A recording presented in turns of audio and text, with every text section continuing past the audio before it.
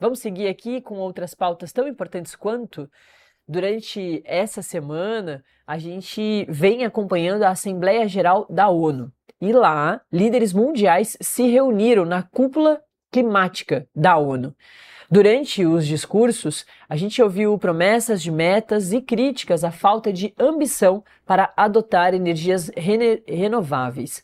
A China, por exemplo, apresentou a sua primeira meta concreta até 2035, e especialistas dizem que ainda é insuficiente. Ainda no discurso de abertura da Assembleia da ONU, da Assembleia Geral da ONU, lá na terça-feira, logo depois do presidente Lula, o presidente americano Donald Trump afirmou que as mudanças climáticas são a maior farsa do mundo.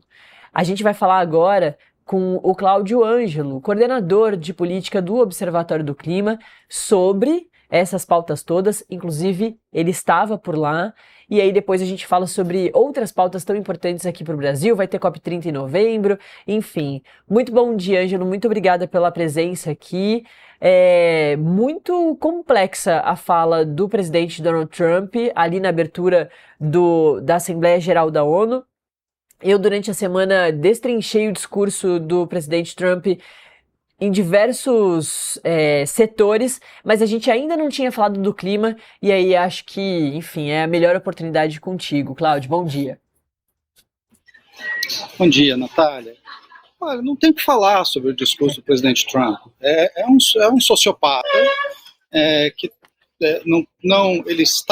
ele esteve naquele palco das Nações Unidas com o único objetivo de desqualificar as Nações Unidas, fazendo piadas sobre escada rolante e teleprompter. Os discursos dos chefes de Estado têm no máximo 14 minutos, ele falou 56 minutos, justamente porque, em tom de desafio, quem vai me impedir de falar 56 minutos, eu sendo presidente dos Unidos. E sobre clima, não tenho o que comentar, não tenho o que dizer.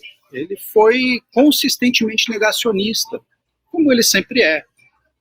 E fez as mesmas piadas de mau gosto e que ele sempre faz, o discurso repleto de mentiras, como ele sempre faz. O que valeu a pena prestar atenção foi o dia seguinte, quando o secretário-geral da ONU, Antônio Guterres, e o presidente Lula fizeram um evento na mesma ONU, no qual 101 países apresentaram suas promessas de corte de emissão para 2035, inclusive o maior emissor do mundo foi a China. A China apresentou uma promessa de corte de 7% a 10% de emissões até 2035, que é uma coisa meio enigmática, porque eles prometem cortar em relação ao pico das emissões, e ninguém sabe qual é o pico das emissões da China, pode ter sido ano passado, pode ser que seja esse ano, mas mesmo assim, o fato do maior poluidor do planeta, que responde por 32% das emissões globais de gás de efeito estufa, ter anunciado esse compromisso, não foi qualquer funcionário chinês que anunciou, foi o Xi Jinping que entrou remotamente no evento para fazer esse anúncio, é uma sinalização importante. Claro que é menos do que a gente precisa, mas ainda assim mostra que a China está na direção correta. Ô, Cláudio, e mesmo sendo clima, também é política, né? E também são símbolos. Tem uma importância aí dessa simbologia política, desse discurso e de chegar ali e falar sobre essa questão e com um chefe de Estado, né? A gente, durante a semana, falou da importância do presidente do Brasil, do presidente Lula, já abriu o seu discurso ali, ou abriu os discursos dos países na Assembleia Geral da ONU desse ano, chamando o que acontece na faixa de Gaza de genocídio, trazendo o mundo e colocando o Brasil ali como esse país que está se importando com essa questão e dizendo a importância de outros países reconhecerem o Estado da Palestina.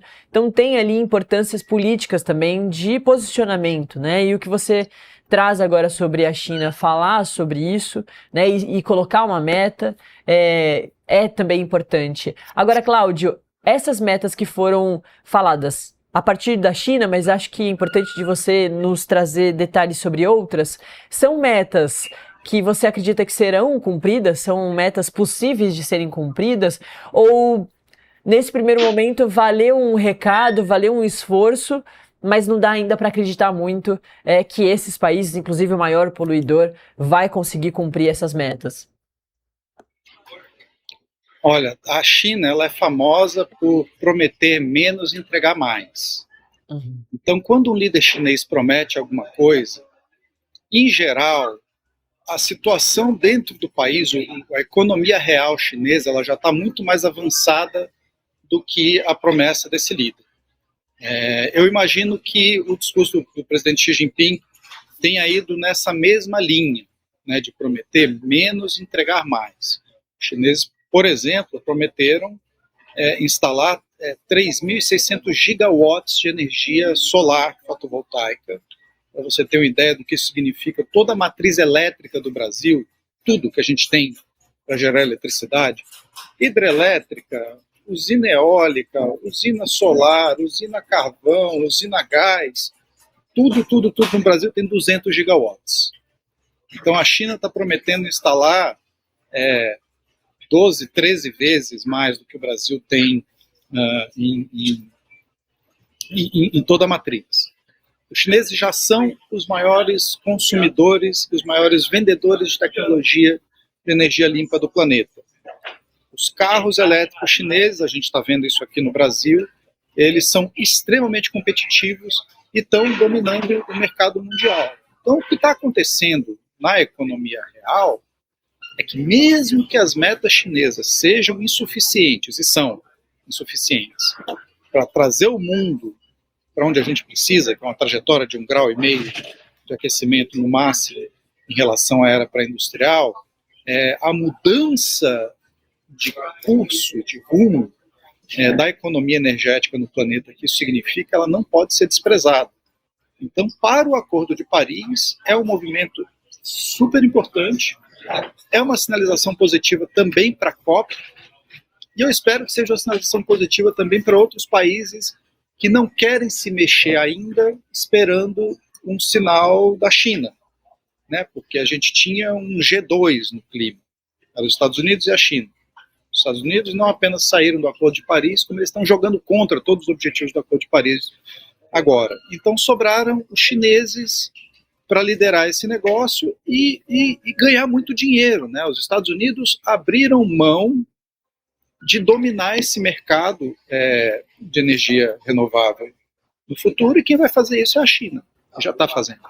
Exatamente. E de outros países, Cláudio, eu lembro que o próprio Brasil anunciou um aporte de $1 bilhão, né, ao Fundo de Florestas Tropicais para sempre. Esse foi o nosso maior, nossa maior meta, nosso maior aviso, e inclusive a gente teve isso na boca do presidente Lula, depois nas falas da ministra do Meio Ambiente, Marina Silva. O que significa esse aporte do Brasil para o Fundo de Florestas Tropicais para sempre? E eu queria que você mencionasse, também destacasse metas importantes que outros países que, para a sua avaliação, chamaram a atenção.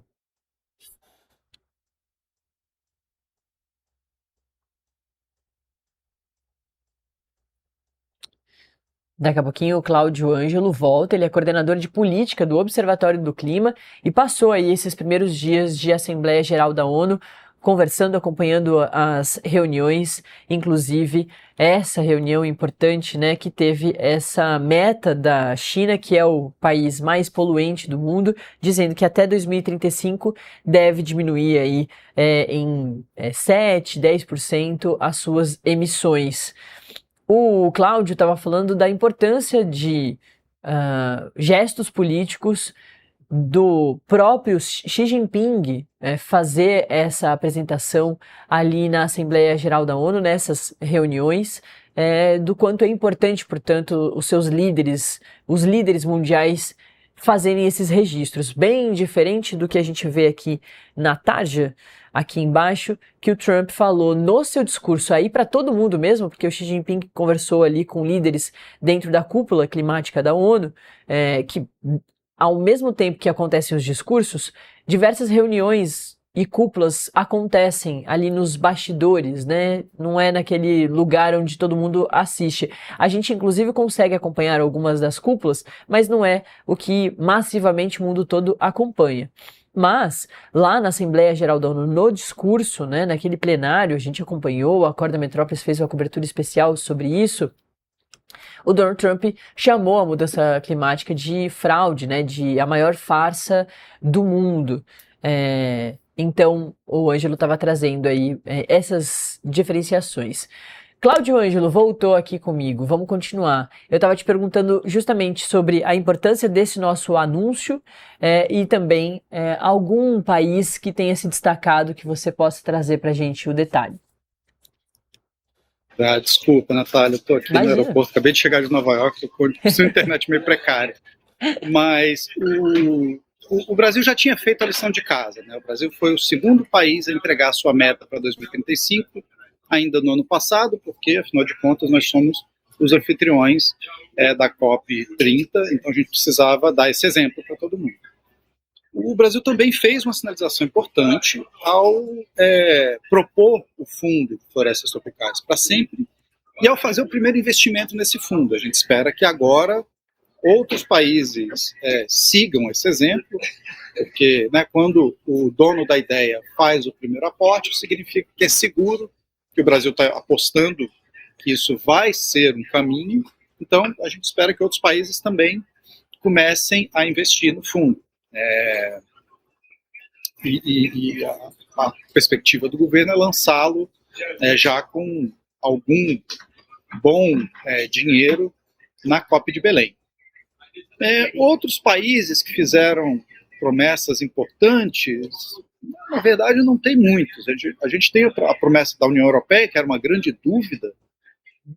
A União Europeia, por conta de países como França e Polônia, estava enrolando desde fevereiro para apresentar a sua NDC, né, a sigla que designa essas metas dentro do Acordo de Paris, e fez um anúncio.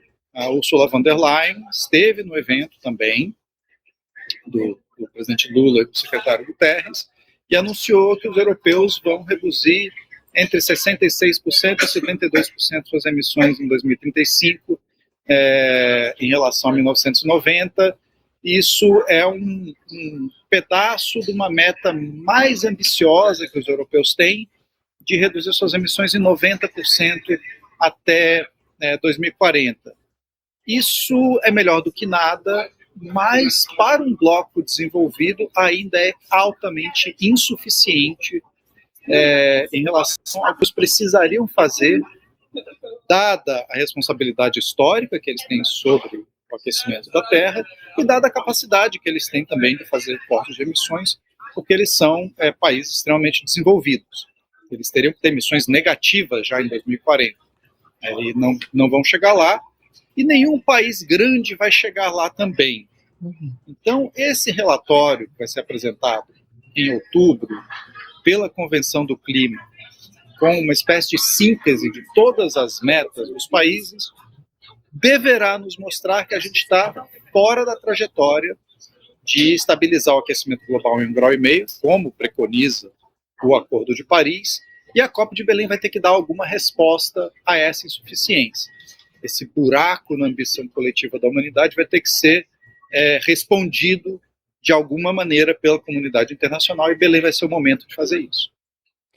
Eu queria te perguntar ainda mais sobre COP30, Cláudio.